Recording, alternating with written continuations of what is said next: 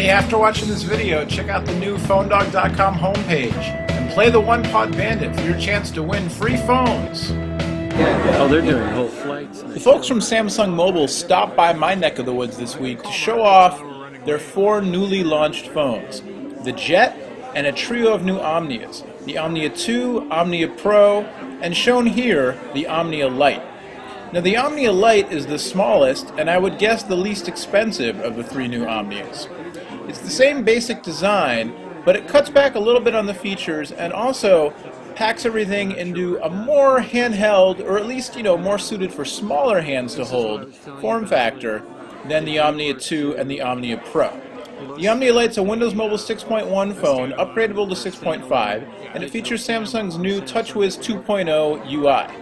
It doesn't have an AMOLED display like the Omnia 2 and Omnia Pro, but instead has a 3-inch TFT touch display at 400 by 240 pixels. So you don't get the AMOLED technology, and the screen's a little smaller in terms of physical size and resolution, but it's still a touchscreen. You also get a 3-megapixel camera, quad-band GSM Edge with HSDPA, although right now there are no plans for a US 3G version of the phone. So if you're in the US and you get this, it's only going to run on Edge, at least for now. It's also 12.9 millimeters thick, so it's actually a little bit thicker than the Omnia 2, but again has a smaller overall footprint, so it fits in smaller hands, a little easier maybe for one-handed use.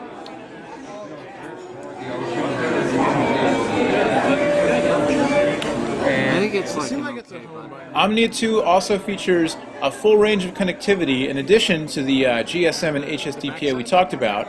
It's got Wi-Fi with DLNA support, so you can hook up to all your other Samsung peripherals or anything that uses DLNA to shoot your media around the house wirelessly. It also has a micro USB port and a micro SD card slot for expansion of memory to store all of those videos and photos and everything else. It shoots video at up to VGA 30 frames per second. And the sides? The Omnia Lite also features a media player with an FM radio and stereo Bluetooth support, although it lacks the 3.5mm headphone jack found on the Omnia 2 and Omnia Pro. Again, no word on plans for a US launch, but the global unlocked version of Omnia Lite should be launching fairly soon. I saw this phone in the beginning of July, and it's not yet available from many online retailers.